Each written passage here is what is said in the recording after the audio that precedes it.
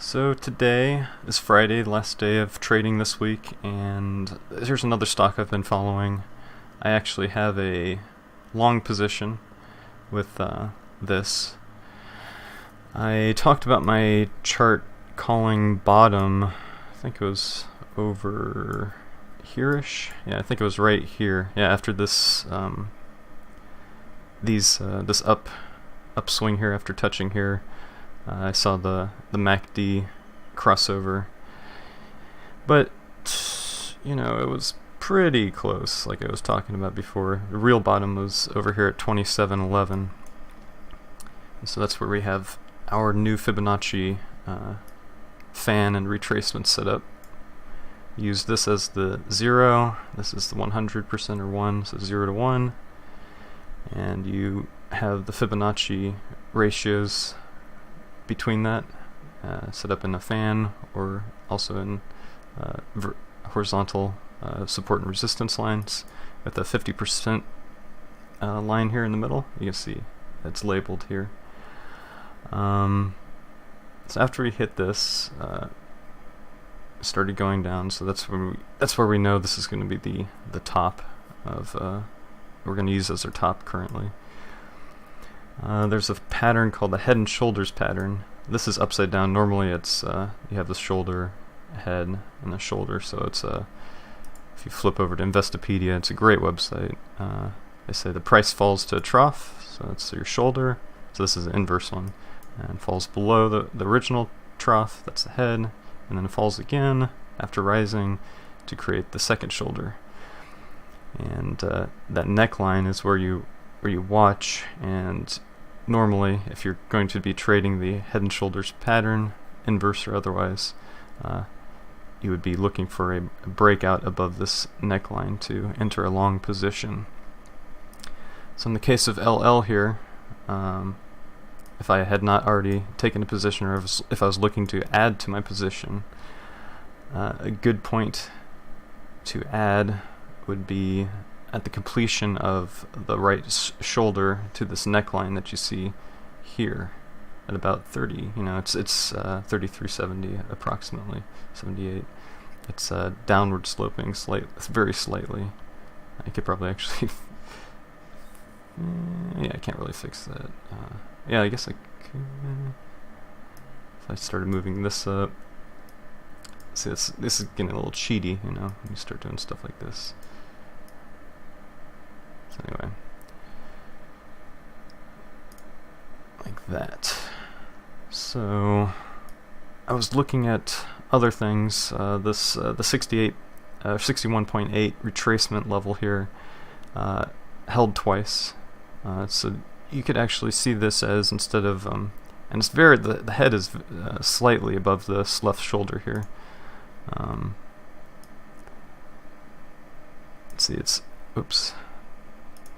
like the difference between here and here is only 15 cents, or 0.48%. So the head isn't much higher than the left shoulder. So we might even you might even consider this a triple bottom if it reaches all the way down here. I noticed at the end of trading today, it's 12:30, so we've got half an hour of trading left, approximately.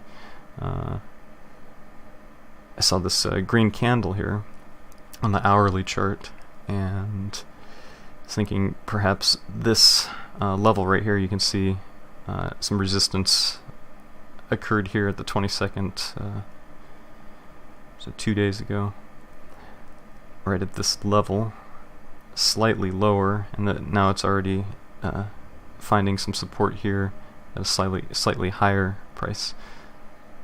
So this could actually be forming, if you look at it here like this, head and shoulders on even a smaller time scale, perhaps.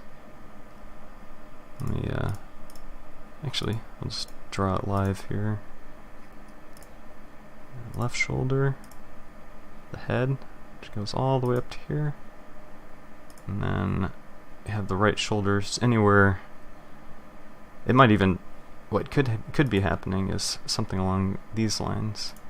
Let me turn off this so we can take a little closer at this pattern here that I'm just picking out. We'll talk about this a little later.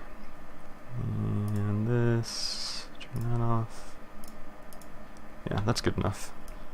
You sort of get the idea here.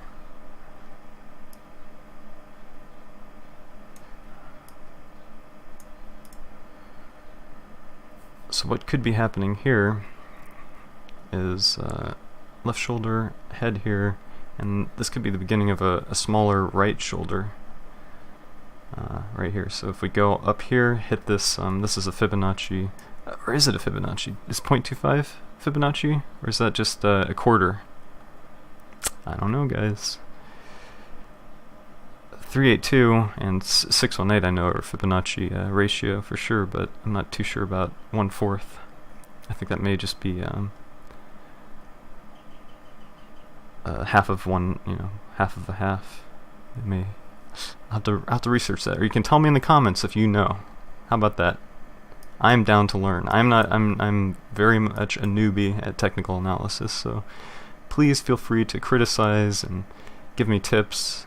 I am very willing to learn. Anyway, so we got our neckline here. If we are able to complete this pattern, like touch this retrace, or what do they call it, price fan, Fibonacci price fan here, and go back down, we would look to actually go short if it breaks this neckline here.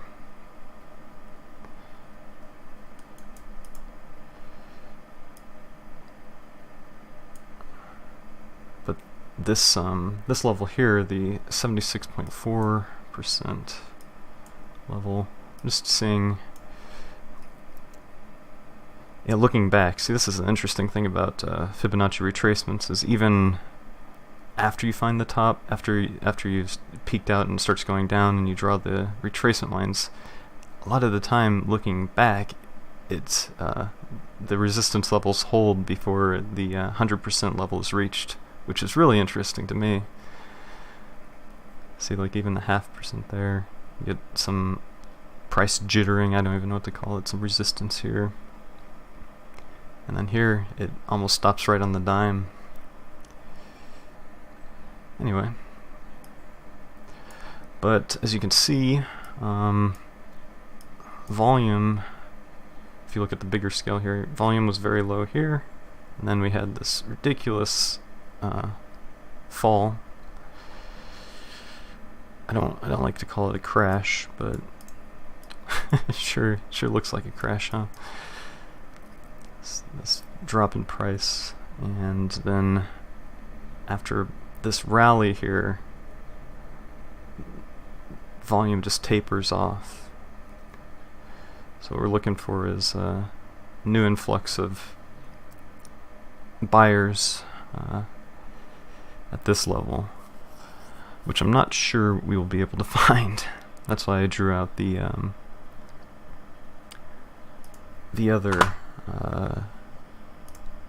scenario. If we break then let's see this on, yes, so we have 2.75% until we hit the next, or the 61.8 retracement, and at that point we could form the triple bottom, which is another bullish indicator. But if we're not able to, if the 61.8 line does not hold, it would be, it would be a signal that, a bearish signal that it's going to fall even further. So this is an important level, the 61.8. This right here is very tentative. Just seeing this one green candle at the end of the day today. It would not surprise me if, it would not surprise me if it just kept falling. Because we aren't seeing much volume here. We had a spike of volume over here, but right after that, it just went down. So, best of luck to all you bulls and bears out there. I'm going to keep on watching. I actually have, my long position is actually created from some call options that I purchased back then, and they're long out. the expiration date's pretty far out. I believe it's all the way out here in August, and I have them set at the strike price is at 30. So I paid a pretty penny for that premium for that long expiration, but at the same time, if we can get above, say, this peak here, if we can get anywhere above that, I'll be in the profit zone, so to speak. We're already in the money, but I paid, I think it was $5. So $5 times 100 is $500. I need to be above 35.60, something like that, to be in the profitable section of the options profit chart. Alrighty, well, I hope this gave you some insights, and if you have any suggestions and ways I could improve my thinking about things. I've never really traded head and shoulders before. I'm just looking for patterns here. Alright, till next time, see ya.